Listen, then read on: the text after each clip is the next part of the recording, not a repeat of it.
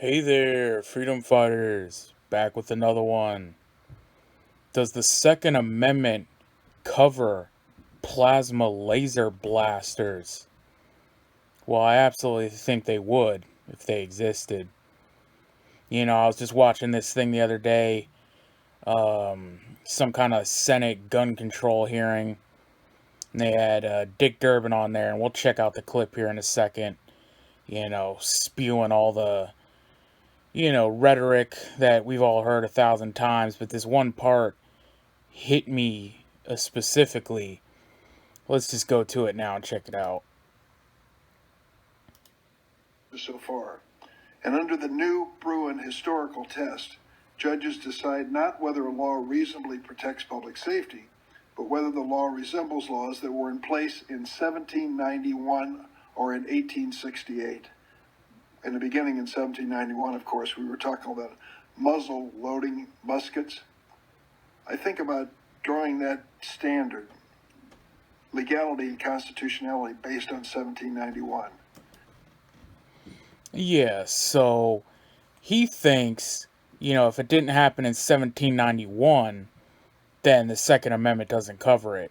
And you already know where he was going with this. He eventually leads into, the founding fathers didn't, never could have understood what an AR-15 was. And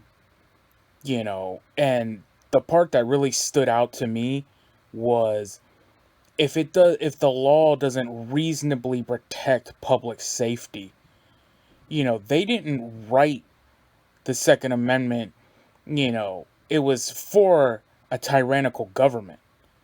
I actually have a bumper sticker that says, my rights are more important than your feelings, you know. And again, this whole argument of like it's for public safety, and if the public doesn't feel safe, then you can't have them. Well, I won't feel safe. I won't feel safe with a tyrannical government running around, rolling things, and that's what the founding fathers wrote it for.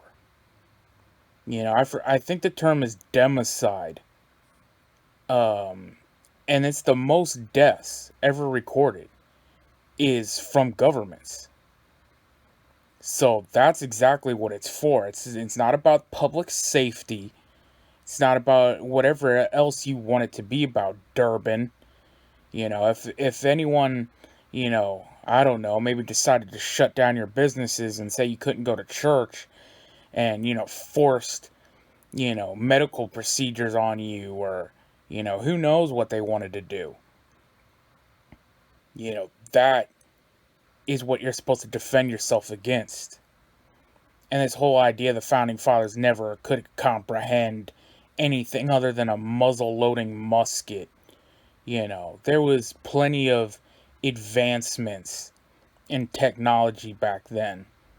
They were working on, multiple like magazine fed, multiple, barrels and, things to shoot different projectiles, rapid fire. I mean, they knew this stuff was coming and they were already building that stuff.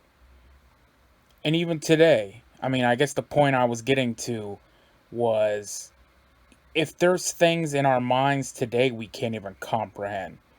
If we ever get to the sci-fi world of, like Star Wars laser beams, or, let's say it's something that's even beyond comprehension.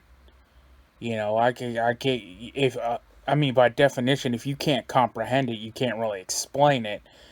But, I mean, let's say, Judge Dredd is walking around with some kind of laser pistol that shoots you into the nether realm or something. It's shooting time space continuum balls out or whatever. That's what the civilian market needs. They need the ability to defend themselves, against an overreaching tyrannical government. So yes, if we're in the year whatever, 3050, 4080, who knows if this planet's even going to last that long, after we all nuke each other into oblivion.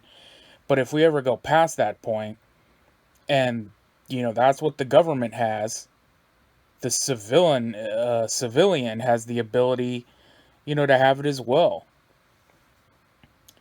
And yeah, back on the public safety part of it. So when I heard that was our founding fathers were very clear. It's I think it was Benjamin Franklin who said it. I prefer dangerous freedom over peaceful slavery. You know, it's not just supposed to be all, safe and, you're in your little safe space and you're all protected by daddy government and all that. That's not what it's about. So, yeah, the Second Amendment would cover laser blasters, whatever, you know. And remember, get right with God, because no one's coming to save us, and only God can save you. Freedom Fighters out.